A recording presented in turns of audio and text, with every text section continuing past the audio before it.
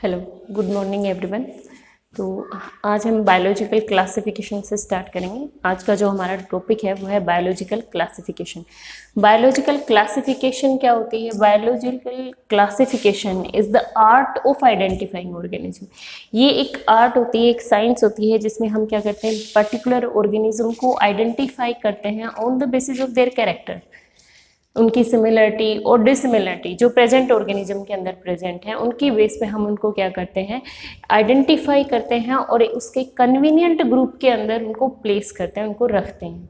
ठीक है, तो ये जो साइंस है इसको हम क्लासिफिकेशन कहते हैं। और क्लासिफिकेशन जो है वो किस बेसिस पे की जाती है, कैसे यूजेस पे की जाती है, तो इसके बेसिस पे क्या है, बायोलॉजिकल क्लासिफिकेशन की अलग अलग टाइप्स हम डिस्कस करेंगे यहाँ पे।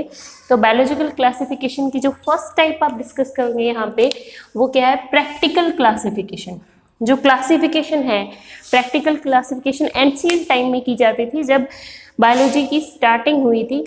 ठीक है, जब बायोलॉजी को एक डिफरेंट ब्रांच ऑफ साइंस के बीच के तौर पे रिकॉग्नाइजेशन मिली थी, उस टाइम पे जो क्लासिफिकेशन की गई थी वो प्रैक्टिकल क्लासिफिकेशन थी।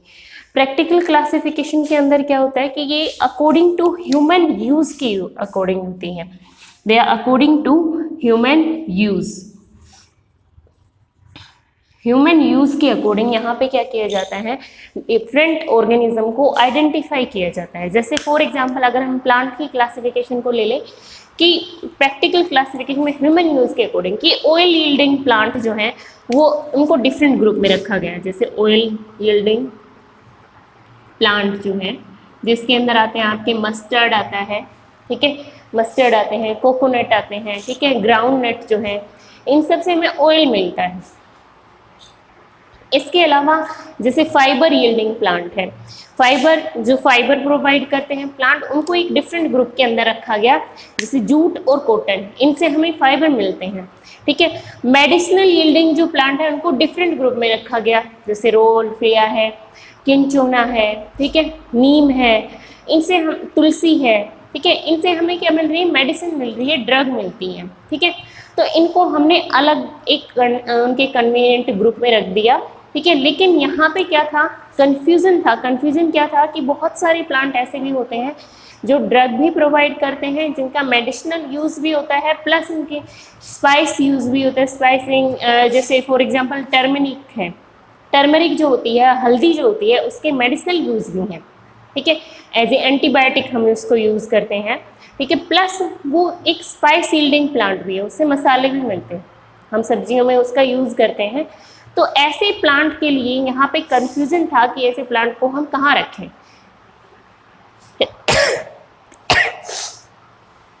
स्पाइस यील्डिंग प्लांट में रखें या फिर मेडिसिनल प्लांट में रखें उसको। तो यहाँ पे कंफ्यूजन क्रिएट हुआ, तो इसीलिए इस क्लासिफिकेशन को रिजेक्ट कर दिया गया। ये क्लासिफिकेशन क्या होगी, टाइम के साथ रिजेक्ट हो गई। इसके बाद जो क्लासिफिकेशन की वो कौन सी थी, आर्टिफिशियल क्लासिफिकेशन। आर्टिफिशियल क्लासिफिकेशन के अंदर क्या था कि यहाँ पे जो मॉर्फोलॉजिकल कैरेक्टर हैं प्लांट के, क्या होते हैं मॉर्फोलॉजी, प्लांट या एनिमल के कुछ बाहरी उनके कैरेक्टर होते हैं। मॉर्फोलॉजिकल कैरेक्टर से मतलब होता है कि आउटर स्ट्रक्चर उनकी, कि प्लांट की स्टेम कैसी है, उसकी लीव्स कैसी हैं, उसके अंदर फ्लावर जो आते हैं वो किस तरह से आते हैं। तो जो आर्टिफिशियल क्लासिफिकेशन है वो 2 या 3 मॉर्फोलॉजिकल कैरेक्टर की बेस पे की गई। 2 और 4 मॉर्फोलॉजिकल कैरेक्टर्स के बेस पे जो क्लासिफिकेशन की गई वो आर्टिफिशियल क्लासिफिकेशन थी। आर्टिफिशियल क्लासिफिकेशन सबसे पहली बार की थी बेटा कैरलस लिनस ने, इसको किया था कैरलस लिनस ने। ठीक है, जो कैरलस लिनस थे इन्होंने क्लासिफाई किया बेटा प्लांट्स को उनके सेक्सुअल कैरेक्टर के बेस पे, स्टेमन के प्रेजेंस के बेस पे, प्रेजेंस और एब्सेंस के बेस पे उन्होंने क्या किया, प्लांट्स को क्लासिफाई किया इनटू 24 क्लासेस। 24 क्लासेस में इन्होंने क्या किया, फेनेरोगैम्स को डिवाइड कर दिया। फेनेरोगैम्स जिसके अंदर 2 तरह के प्लांट आते हैं, जिम्नोस्पर्म एंड एंजियोस्पर्म। यहाँ पे आते हैं जिम्नोस्पर्म एंड एंजियोस्पर्म। तो इनको लिनस ने 24 क्लासेस के अंदर डिवाइड कर दिया। ठीक है, जिम्नोस्पर्म कौन से प्लांट होते हैं जिनमें नेक्ड सीड होता है, फ्लावर में नहीं बनते हैं। एंजियोस्पर्म वो प्लांट्स होते हैं जिनमें फ्लावर की फॉर्मेशन होती है। ओके, तो लिनस ने आर्टिफिशियल क्लासिफिकेशन का सहारा लिया और इन्होंने सिर्फ एक ही, मतलब जो मेन कैरेक्टर था इनका वो एक ही था, स्टेमन की प्रेजेंस और एब्सेंस। ठीक है, तो उनकी जो क्लासिफिकेशन है उनको सेक्सुअल क्लासिफिकेशन भी कहा जाता है। इन्होंने ये सब जो है, ये जो सारी क्लासिफिकेशन उन्होंने की वो उन्होंने बुक में लिखी अपनी, जिसका नाम था जेनेरा प्लांटेरम। Genera plantarum. ठीक है, ये इनकी एक पर्टिकुलर बुक है जिसके अंदर इन्होंने आर्टिफिशियल क्लासिफिकेशन के जरिए फेनेरोगेम्स को 24 डिफरेंट क्लासेस में डिवाइड किया। ठीक है, तो यहाँ पे जो कैरेक्टर थे वो सिर्फ एक या दो कैरेक्टर इन्होंने ले ली। ठीक है, मॉर्फोलॉजिकल कैरेक्टर ले लिए, लेकिन क्लासिफिकेशन को हम ऐसे नहीं कर सकते हैं, हमें ज़्यादा कैरेक्टर लेने होते हैं। ठीक है, और स्टेबल कैरेक्टर्स को लेना पड़ता है। ठीक है, तो इसीलिए इस सिस्टम, ये जो क्लासिफिकेशन का सिस्टम था इसको भी रिजेक्ट कर दिया गया। इसके बाद जो क्लासिफिकेशन की गई वो की गई नेचुरल क्लासिफिकेशन की गई। बेटा, नेचुरल क्लासिफिकेशन होती है प्लांट के या एनिमल के कंप्लीट मॉर्फोलॉजिकल कैरेक्टर के बेस पे, उनके जो टोटल मॉर्फोलॉजिकल कैरेक्टर है, जैसे प्लांट में क्या होता है, इसका रूट, स्टेम और लीव्स होती है, फ्लावर होते हैं इसके अंदर। ठीक है, तो इन सभी कैरेक्टर्स का जब एग्रीगेट कैरेक्टर्स ले लिए जाते हैं, सारे कैरेक्टर्स का को बेस करके उसके बेसिस पे क्लासिफिकेशन की जाती है, तो ऐसी क्लासिफिकेशन को हम क्या कहते हैं, नेचुरल क्लासिफिकेशन कहते हैं। और नेचुरल क्लासिफिकेशन जो है इसको बेस्ट क्लासिफिकेशन माना गया है। ये क्लासिफिकेशन का सबसे अच्छा तरीका है जिसके अंदर हम क्या करते हैं, डिसमिलरिटी और सिमिलरिटी के अकॉर्डिंग ऑर्गेनिज्म को उनकी कन्वीनियंट ग्रुप में रख सकते हैं।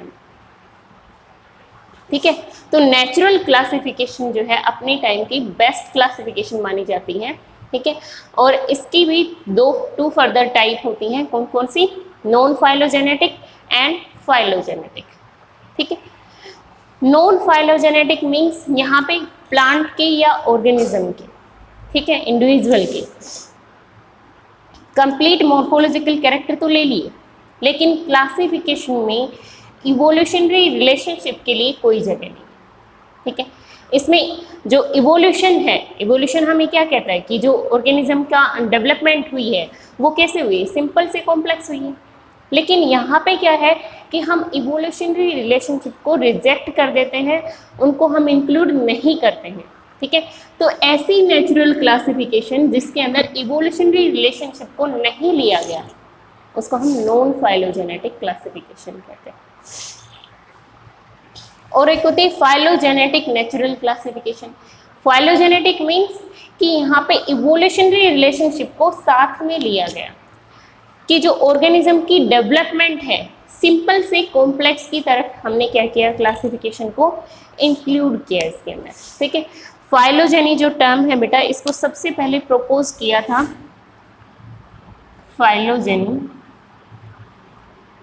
इसका मतलब होता है इवोल्यूशनरी रिलेशनशिप क्या बनते हैं किसी ऑर्गेनिज्म के, कि किस तरह का ट्रेंड रहा होगा जब लाइफ ओरिजिन रही होगी, ऑर्गेनिज्म कैसे डेवलप हुए, पहले कॉम्प्लेक्स ऑर्गेनिज्म डेवलप हुए या पहले सिंपल ऑर्गेनिज्म डेवलप हुए, उनका ट्रेंड कैसा रहा, सिंपल से कॉम्प्लेक्स बने या कॉम्प्लेक्स से सिंपल बन गए।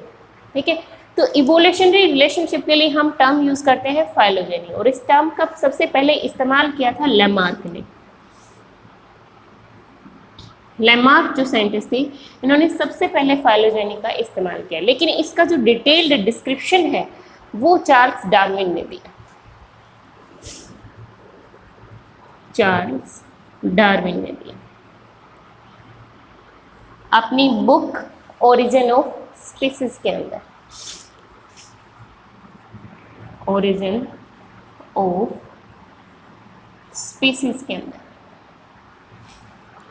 इनकी ये जो बुक थी, ये 19th सेंचुरी की मोस्ट पॉपुलर बुक्स में से एक थी।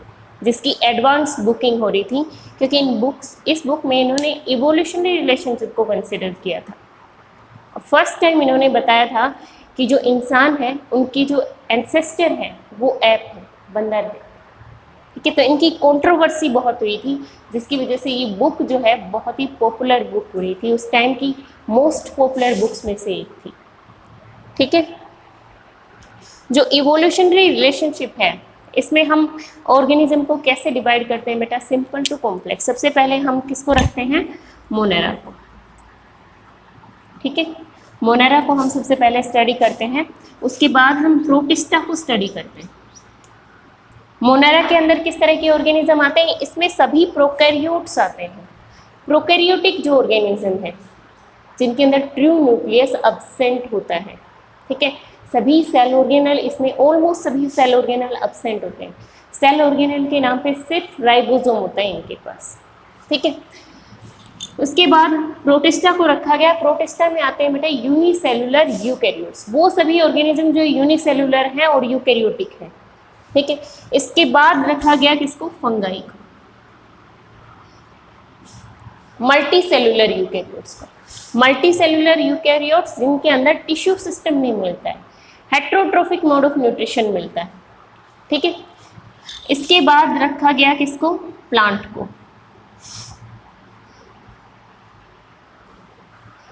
प्लांटी जिसके अंदर मल्टी सेलुलर यूकैरियोट्स को रखा गया, लेकिन यहाँ पे हमें टिश्यू सिस्टम मिलता है, ऑर्गेन मिलता है, बट ऑर्गेन सिस्टम नहीं मिलता है। मोड ऑफ न्यूट्रिशन जो है यहाँ पे क्या होता है, फोटो ऑटोट्रोफिक होते हैं। प्लांट जो है हमारे लिए सबसे इम्पोर्टेंट ऑर्गेनिज्म में से एक है। इनकी इकोसिस्टम के पॉइंट ऑफ व्यू से अगर हम इसकी वैल्यू देखिए तो प्लांट की वैल्यू सबसे ज़्यादा है। किसी भी दूसरे एनिमल से ज़्यादा वैल्यू होती है एक प्लांट की, क्योंकि ये प्रोड्यूसर है। यही एकमात्र वो जीव है बेटा इस अर्थ के ऊपर जो हमारी अर्थ को मेंटेन करके रख सकते हैं, जो सन की जो लाइट एनर्जी है उसको कन्वर्ट कर देते हैं केमिकल एनर्जी के अंदर, और हमारे लिए क्या करते हैं, कार्बन को फिक्स करते हैं ये। इनके अलावा दूसरा कोई ऑर्गेनिज्म नहीं है जो इनऑर्गेनिक कार्बन को ऑर्गेनिक कार्बन में फिक्स कर सकता है। ठीक है, तो इसके बाद जो ऑर्गेनिज्म हम पढ़ते हैं वो है animal, most advanced organism animal, जिनके अंदर हमें ये मल्टी सेलुलर यूकैरियोट्स होते हैं, जिनके अंदर टिश्यू, ऑर्गेन सिस्टम, हमें सभी लेवल ऑफ ऑर्गेनाइजेशन यहाँ पे क्या होता है, कॉम्प्लेक्स होता है। ठीक है, और ये इनके अंदर मोड ऑफ न्यूट्रिशन कैसे होती है, ये हेट्रोट्रोफिक होते हैं, ये डिपेंड करते हैं प्लांट प्रोड्यूसर के ऊपर। ठीक है, तो ये क्लासिफिकेशन है हमारी। ठीक है, और इसके बाद जो नेक्स्ट जो कैटेगरी आती है क्लासिफिकेशन की वो आती है फेनेटिक क्लासिफिकेशन। ठीक है, फेनेटिक क्लासिफिकेशन जो है ये एक न्यूमेरिकल बेस है क्लासिफिकेशन का, जिसके अंदर हम प्लांट के सभी या ऑर्गेनिज्म के ऑलमोस्ट सभी कैरेक्टर्स को ले लेते हैं। ठीक है, सभी कैरेक्टर्स को एक साथ ले लेते हैं और कंप्यूटर को यूज़ करके ये जो क्लासिफिकेशन है ये की जाती है यूजिंग कंप्यूटर्स को यूज़ करके सॉफ्टवेयर बनाते हैं हम, डाटा बनाते और उसके अंदर क्या करते हैं, डाटा फीड करते हैं कि कैरेक्टर कौन सा प्रेजेंट है और कौन सा नहीं है। तो सिमिलरिटी और डिससिमिलरिटी के बेस पे हम क्या करते हैं, इस क्लासिफिकेशन को करते हैं। डिससिमिलरिटी के बेस में हम क्या करते हैं, क्लासिफिकेशन को करते हैं।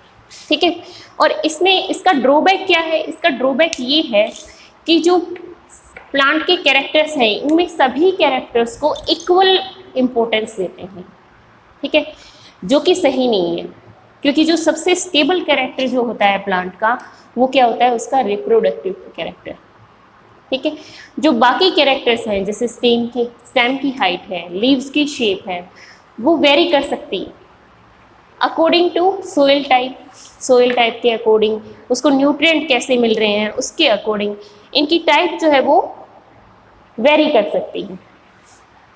कैसे, एक प्लांट सेम टाइप का प्लांट, जैसे आप नीम का प्लांट लगा सकते हैं, नीम का लगा लो, मैंगो का लगा लो, कोई भी प्लांट। एक प्लांट कहाँ पे ग्रो कर रहा है, आसाम में ग्रो कर रहा है जहाँ पे बारिश बहुत ज़्यादा होती है, बारिश बहुत ज़्यादा है, सोइल के अंदर न्यूट्रिएंट्स बहुत ज़्यादा है, टेम्परेचर भी अच्छा खासा है। ठीक है, तो एक प्लांट ग्रो कर रहा है ट्रॉपिकल रेन फॉरेस्ट के अंदर और दूसरा कहाँ ग्रो कर रहा है, डेजर्ट के अंदर, रेगिस्तान में ग्रो कर रहा है। तो जो कैरेक्टर्स हैं, रिप्रोडक्टिव कैरेक्टर के अलावा जो कैरेक्टर है प्लांट के, जो मॉर्फोलॉजिकल कैरेक्टर, उसकी प्लांट की रूट, उसकी स्टेम, उसके लीव्स, वो रिड्यूस हो सकते हैं, उनका साइज वेरी कर सकता है, वो स्केर्सिटी में डेवलप होंगे तो उनके अंदर लीव्स भी उसी तरह के होंगे, लीव जो है वो भी वेल डेवलप नहीं होंगे, स्टेम भी वेल डेवलप नहीं होगी, रूट जो है वो भी वेल डेवलप नहीं होगी, ठीक है। लेकिन एक प्लांट जो ट्रॉपिकल रेन फॉरेस्ट में, जहाँ पे हर चीज़ उनके लिए अबंडेंट अमाउंट में प्रेजेंट होती है, वहाँ पे प्लांट की ग्रोथ जो है वो बहुत अच्छी होगी। तो कैरेक्टर्स को देख के, मॉर्फोलॉजिकल जो फ्लोरल कैरेक्टर है उसके अलावा बाकी कैरेक्टर्स को देख के हम आइडेंटिफाई नहीं कर पाएंगे कि ये सेम ही टाइप का प्लांट है। लेकिन रिप्रोडक्टिव कैरेक्टर जो होता है वो हमें किसी भी कंडीशन में सेम मिलता है। तो ये एक मोस्ट स्टेबल कैरेक्टर है, लेकिन फेनेटिक क्लासिफिकेशन में सभी कैरेक्टर्स को इक्वल इम्पोर्टेंस देने की वजह से इस क्लासिफिकेशन को हम नहीं पढ़ते हैं, तो इसको रिजेक्ट कर दिया गया, ठीक है। तो ये क्लासिफिकेशन की डिफरेंट टाइप है। और हाँ, एक बात और कि जो फाइलोजेनेटिक नेचुरल क्लासिफिकेशन होती है, इसी को हम पढ़ते हैं क्लैडिस्टिक क्लासिफिकेशन के रूप में। इसका एक और नाम है क्लैडिस्टिक क्लासिफिकेशन।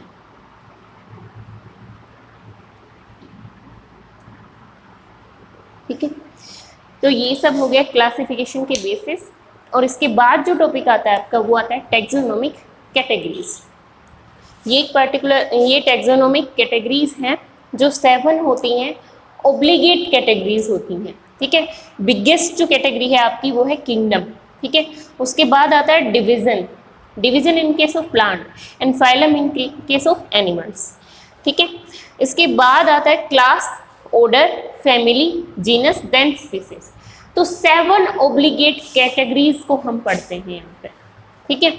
और ये जो कैटेगरीज होती हैं इनको हम असेंडिंग ऑर्डर में भी पढ़ सकते हैं और डिसेंडिंग ऑर्डर में भी पढ़ सकते हैं। और ये इनका जो पर्टिकुलर ऑर्डर है, या तो हम इसको असेंडिंग ऑर्डर में पढ़ेंगे या फिर हम इसको डिसेंडिंग ऑर्डर में पढ़ेंगे। तो इनका ये जो ऑर्डर है इसको हम हायरकी कहते हैं, ठीक है। और जब भी हम हायर ग्रुप से लोअर ग्रुप की तरफ आते हैं तो नंबर ऑफ कैरेक्टर्स जो होते हैं, जो सिमिलर कैरेक्टर हैं, वो इंक्रीज होते हैं। जब भी आप लोअर, हायर टू लोअर आते हो तो number of character, similar character क्या होते हैं, इंक्रीज होते हैं, बढ़ते हैं। सिमिलर कैरेक्टर जो है वो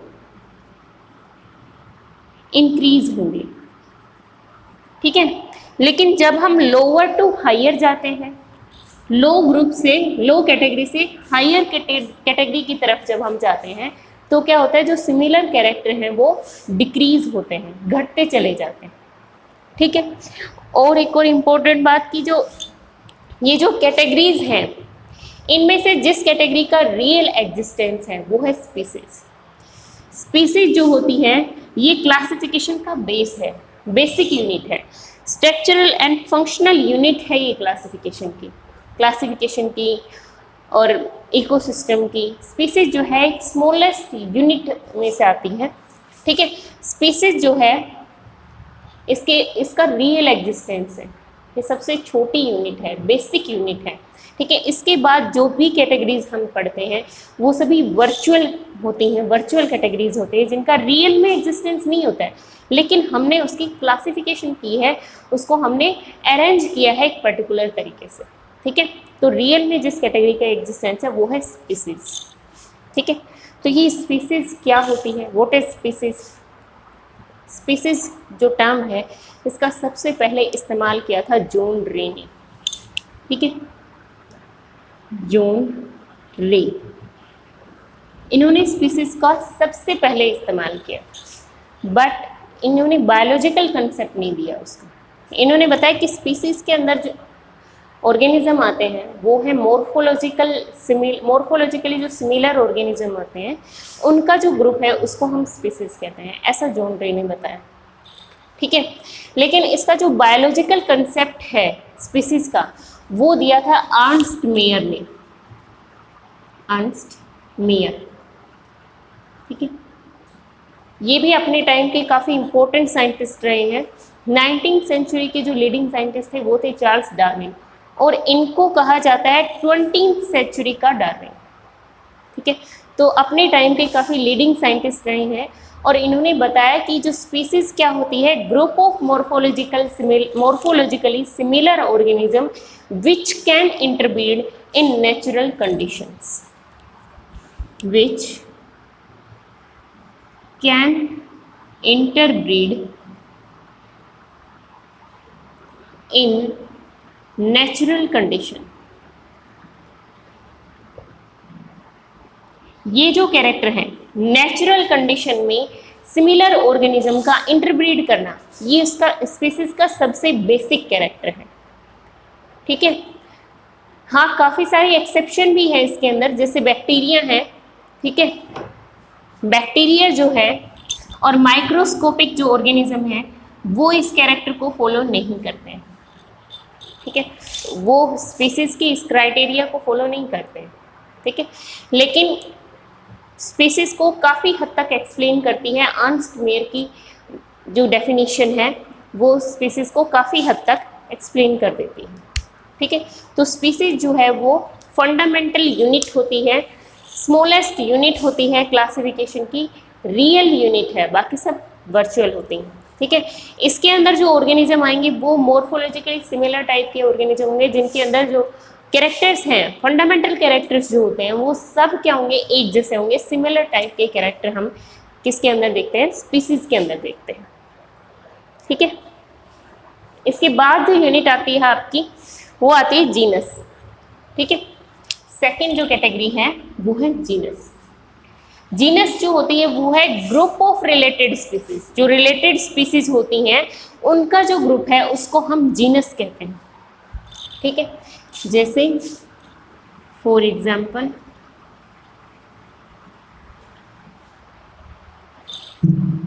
सोलेनम ट्यूब्रोसम, सोलेनम ट्यूब्रोसम किसका साइंटिफिक नेम है, ये पोटैटो का। ओके, सोलेनम मेलनगेना,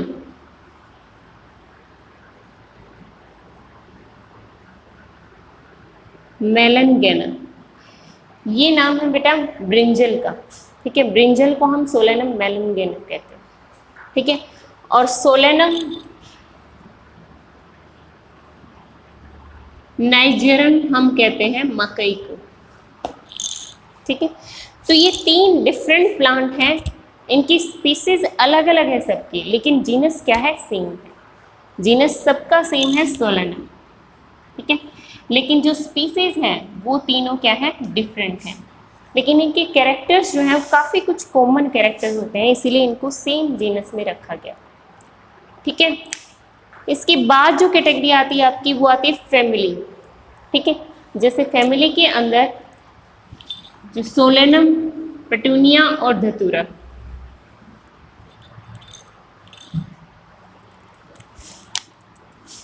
सोलेनम,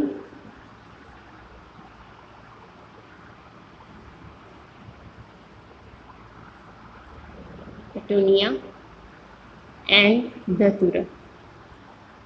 ठीक है, ये 3 डिफरेंट जीनस है। तो फैमिली जो होती है ग्रुप ऑफ रिलेटेड जीनस होती है, इनमें 3 अलग अलग जीनस को एक फैमिली के अंदर रखा गया, सोलेनेसिके, सोलेनेसिके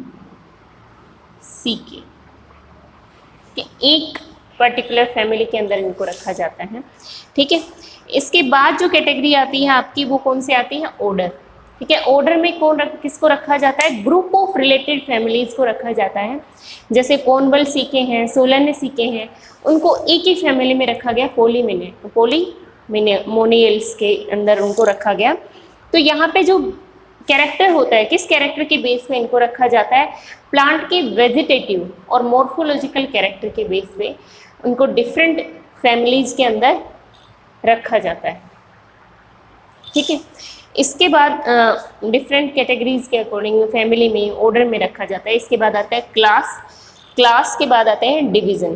ठीक है, और नंबर ऑफ सिमिलर कैरेक्टर जो है वो अब डिक्रीज होते जा रहे हैं। और किंगडम के लेवल पे तो कोई भी कैरेक्टर्स जो होते हैं वो सिमिलर नहीं होते हैं, ऑलमोस्ट डिफरेंट कैरेक्टर्स प्रेजेंट होते हैं। फिर वहाँ पे हम इवोल्यूशनरी रिलेशनशिप के बेस पे किंगडम्स को अरेंज करते हैं।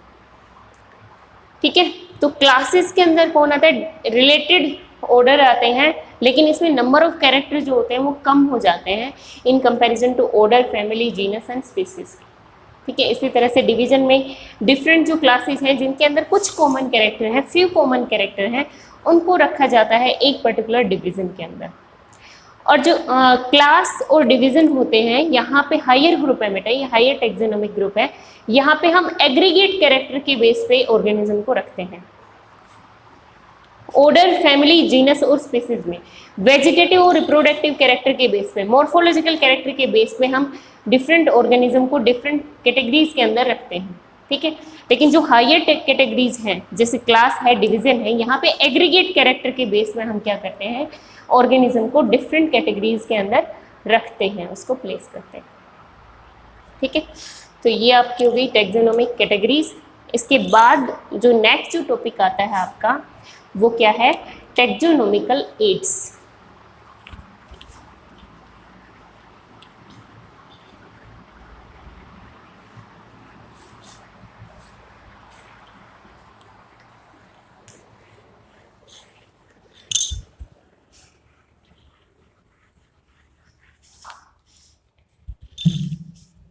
टेक्सोनोमिकल एड्स जो होती हैं वो किस तरह की कैटेगरी है बेटा, वो किस तरह की यूनिट है। टेक्सोनोमिकल एड्स वो यूनिट्स हैं बेटा जो हमारी हेल्प करती हैं टेक्सोनोमी को स्टडी करने में, टेक्सोनोमी को पढ़ने में, उसको और डिटेल से जानने में हेल्प करती हैं हमारी टेक्सोनोमिकल एड्स। ठीक है, इनमें जो सबसे पहली यूनिट दी गई है एनसीईआरटी के अंदर वो क्या है, हर्बेरियम। ठीक है, हर्बेरियम कह सकते हो आप, या फिर ड्राई गार्डन भी कह सकते हो इसको, ड्राई गार्डन।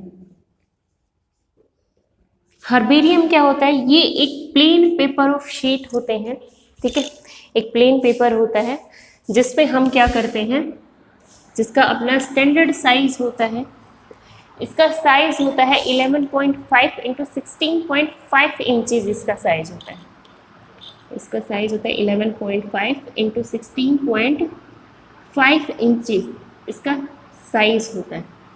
ठीक है, इसके ऊपर हम क्या करते हैं, प्लेन शीट पे जो प्लांट का जो स्पेसिमेन है उसको ड्राई करके, प्रेस करके इसको हम प्रिजर्व कर देते हैं, इसके ऊपर लगा देते हैं। ठीक है, पिंच कर देते हैं इसको हम।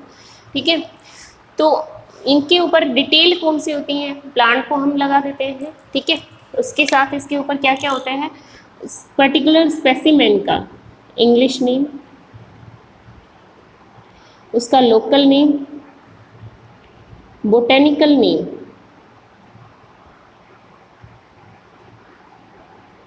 प्लस कलेक्टर का नेम,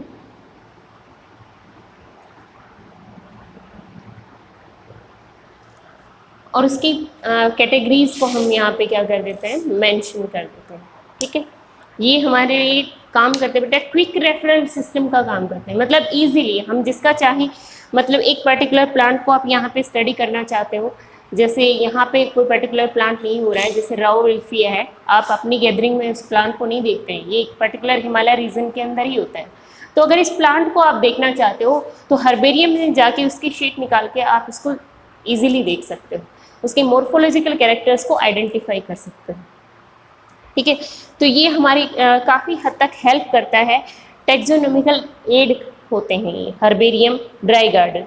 जो हर्बेरियम है, जैसे सबसे बड़ा जो हर्बेरियम है, लार्जेस्ट जो हर्बेरियम है वो है पेरिस के अंदर। ठीक है, जिसका नाम है म्यूजियम नेशनल हिस्टोरियन नेचुरल, इसका नाम है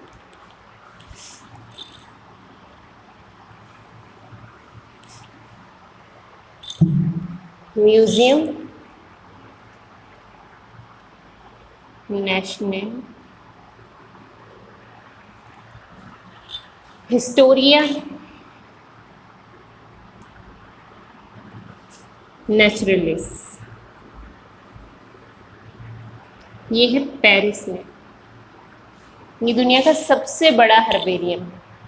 इंडिया में भी है, इंडिया में है नेशनल हर्बेरियम गार्डन है हमारे यहाँ पे। तो इंडिया में सबसे लार्जेस्ट नहीं है, लेकिन इंडिया का भी हमें पता होना चाहिए, ठीक है। इसके अलावा जो टेक्सोनॉमिकल एड्स हैं वो है botanical garden, botanical garden. Botanical garden में हम क्या करते हैं, ये एक पर्टिकुलर रीजन होता है जहाँ पे हम क्या करते हैं, प्लांट का, लिविंग प्लांट का कलेक्शन रखते हैं। और ये हम किस लिए रखते हैं, आइडेंटिफिकेशन पर्पज़ के लिए। जो पर्टिकुलर प्लांट है उसके ऊपर उसका इंग्लिश नेम, लोकल नेम, ठीक है, उसका बोटेनिकल नेम, उसकी फैमिली, उसकी कैटेगरी, क्लास, सभी उसकी कंप्लीट क्लासिफिकेशन उसके ऊपर होती है, ताकि हम उसको आइडेंटिफाई कर सकें। आइडेंटिफिकेशन पर्पज़ के लिए हम बोटेनिकल गार्डन का इस्तेमाल करते हैं। जो लार्जेस्ट बोटेनिकल गार्डन है वो कहाँ पे है, कीव, इंग्लैंड के अंदर।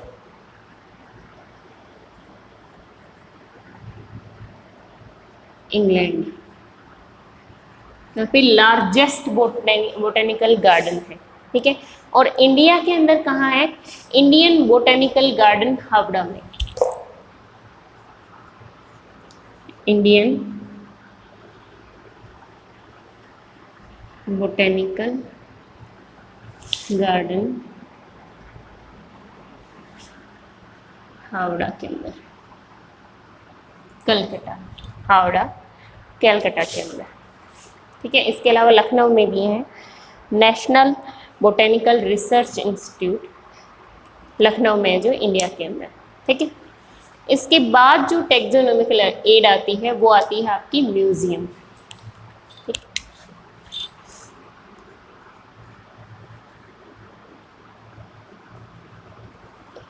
म्यूजियम जो है ये स्टडी पर्पज़ के लिए रखे जाते हैं।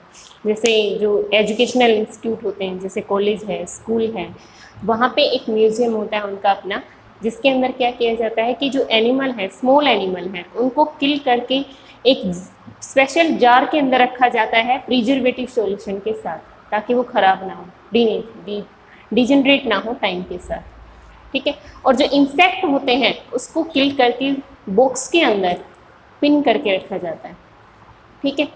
और जो लार्ज एनिमल्स होते हैं जैसे मैमल हैं, ठीक है, लार्ज एनिमल हैं, उनको क्या किया जाता है, उनको हम किसी प्रिजर्वेटिव सॉल्यूशन में नहीं रखते हैं, उनके सिर्फ आउटर जो उनकी जो स्किन है उसके अंदर स्टफ करके उसको रखा जाता है, ठीक है। उसके स्केलेटन पार्ट को और उसका जो बाकी पार्ट है उसको रिमूव कर दिया जाता है और उसकी स्किन के अंदर स्टफिंग करके उसको रख दिया जाता है, ठीक है। ये सिर्फ आइडेंटिफिकेशन पर्पज़ के लिए है। म्यूज़ियम काफ़ी जगह पे हैं, आपके स्कूल में भी होंगे, ठीक है। तो इसके अलावा नेक्स्ट जो टेक्सोनॉमिकल एड आती है आपकी, वो आती है जूलॉजिकल पार्क, ठीक है, जूलॉजिकल पार्क।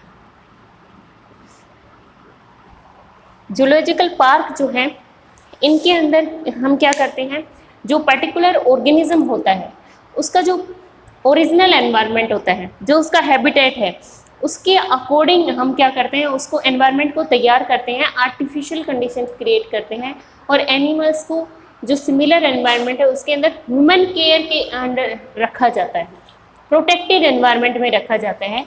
और ये जो जू होते हैं ये बच्चों के लिए काफ़ी पसंदीदा होते हैं, बच्चे बहुत पसंद करते हैं यहाँ पे घूमना, क्योंकि वो हम जू जो है हमें बताते हैं कि पर्टिकुलर ऑर्गेनिज्म किस तरह के एनवायरनमेंट में रहता है, किस तरह का हैबिटेट है उसका, किस तरह का फीड है उसका। तो ये हमें आइडेंटिफिकेशन में हेल्प करता है, आइडेंटिफिकेशन पर्पज़ के लिए भी यूज होते हैं, एजुकेशनल के सिस्टम के तौर पे भी इसको यूज़ किया जाता है, ठीक है। तो ये इनमें पर्टिकुलर ऑर्गेनिज्म को प्रोटेक्ट भी कर सकते हैं हम, एक ओरिजिनल एनवायरनमेंट देके उसको, ठीक है, सिमिलर एनवायरनमेंट देके उनको प्रोटेक्ट भी किया जा सकता है जूलॉजिकल पार्क के अंदर, ठीक है। इसके जो नेक्स्ट जो कैटेगरी आती है आपकी टेक्सोनोमिक एड्स के अंदर, वो आती है की, ठीक है। ये काफ़ी इम्पोर्टेंट एड है आपकी, क्योंकि इसके अंदर क्या होता है, हम ऑर्गेनिज्म को उसकी सिमिलरिटी और डिसिमिलरिटी के अकॉर्डिंग हम क्या करते हैं, उसको आइडेंटिफाई कर सकते हैं, ठीक है, कि कौन सी कैरेक्टर इसके अंदर प्रेजेंट है और कौन सा नहीं है। यहाँ पे क्या होता है, दो की होती है, दो ऑप्शन होते हैं, हर एक टेक्सोनोमी कैटेगरी का एक अलग ऑप्शन होता है जिसमें दो चॉइसेस होते हैं, एक को हम एक्सेप्ट कर सकते हैं और दूसरी को इग्नोर करते हैं। ठीक है, एक को हम रॉन्ग करते हैं, दूसरे को करेक्ट करते हैं।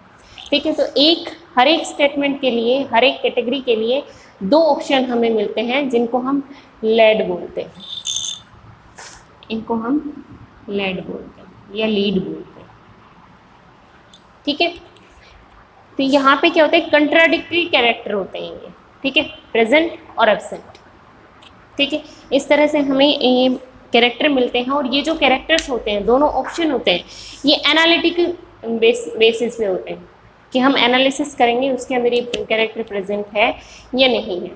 तो कीज़ भी हमारे लिए क्या होते हैं, काफ़ी फ़ायदेमंद होती हैं। ठीक है, अब तक हम हर्बेरियम कर चुके हैं। हर्बेरियम क्या होते हैं, ड्राई गार्डन होते हैं। बोटेनिकल गार्डन कर चुके हैं हम। बोटेनिकल गार्डन में हम लिविंग प्लांट्स को रखते हैं आइडेंटिफिकेशन पर्पज़ के लिए। ठीक है, इसके बाद हमने म्यूजियम किया। म्यूजियम के अंदर हम क्या रखते हैं, ओरिजिनल एनिमल्स को रखते हैं, उनकी स्पेसिमेन को रखते हैं, स्मॉल एनिमल्स को प्रिजर्वेटिव सॉल्यूशन के अंदर रखते हैं, इंसेक्ट को बॉक्सेस के अंदर रखते हैं और लार्ज एनिमल को स्टफ करके रखा जाता है। ठीक है, और जूलॉजिकल पार्क में क्या होता है, हम एनवायरनमेंट और जो एनिमल है, पर्टिकुलर एनिमल है, उसको ओरिजिनल एनवायरनमेंट के अंदर प्रोटेक्टेड कंडीशन में हम रखते हैं, ह्यूमन केयर के अंदर हम उसको रखते हैं। ठीक है, इसके बाद कीज़ हमने पढ़े। की जो है वो आइडेंटिफिकेशन के लिए यूज़ होते हैं, सिमिलर और डिसमिलर कैरेक्टर के बेस पे यूज़ होते हैं।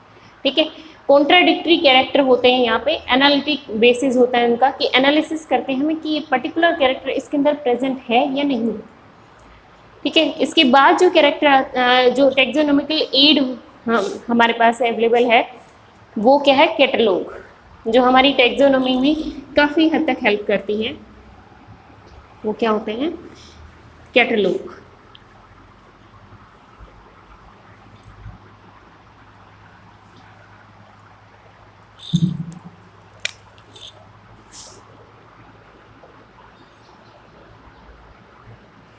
कैटलॉग क्या होते हैं, कैटलॉग एक छोटी बुकलेट होती है, एक स्मॉल बुकलेट होती है जिसके अंदर सभी पर्टिकुलर, जैसे बोटनी के हम कैटलॉग देख रहे हैं तो बोटनिकल टाइटल की जितनी भी बुक्स हैं उनके ऑथर्स के नेम के साथ वो उसके अंदर प्रेजेंट होती हैं, ताकि हमें जिस भी ऑथर की बुक पढ़नी हो तो उसका हम फाइंड आउट कर सकें कि उसकी बुक का नाम क्या है, क्या उसका एडिशन है, क्या उसका प्रिंट रेट, सब कुछ हम वहाँ पे देख सकते हैं कैटलॉग के अंदर। ठीक है, इसके अलावा जो नेक्स्ट जो कैटेगरी है आपकी वो आती है फ्लोरा।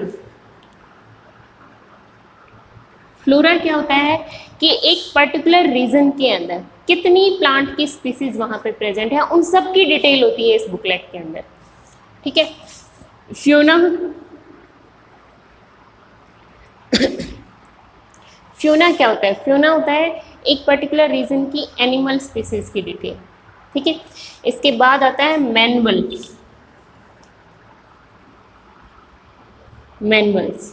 मैनुअल के अंदर क्या होता है, एक पर्टिकुलर हैबिटेट की, ठीक है, एक जो हैबिटेट है उसके अंदर एक स्पीसीज जो है उसकी डिटेल्स होती है इसके अंदर। ठीक है, इसकी इंफॉर्मेशन होती है कि उसके अंदर कितनी स्पीसीज प्रेजेंट है, कौन कौन सी स्पीसीज पर प्रेजेंट है और किसी एक स्पीसीज की उसके अंदर डिटेल होती है। ठीक है, इसके अलावा नेक्स्ट जो कैटेगरी है आपकी वो होती है मोनोग्राफ। मोनोग्राफ में डिटेल होती है एक पर्टिकुलर टेक्सोन की, डिटेल्स ऑफ पर्टिकुलर टेक्सोन। ठीक है, एक पर्टिकुलर टेक्सोन की यहाँ पे क्या होती है, डिटेल होती है। टेक्सोन जो होता है ये कोई भी कैटेगरी हो सकती है, ठीक है, या फिर अनआइडेंटिफाइड कोई प्लांट हो सकता है, कोई एनिमल हो सकता है, कोई कैटेगरी हो सकती है। ठीक है, तो उसको हम टेक्सोन कहते हैं। तो यहाँ पे आपका ये लिविंग बर्ड चैप्टर खत्म हो जाता है। सेकंड चैप्टर हम स्टार्ट करेंगे नेक्स्ट वीडियो में। Okay, thank you.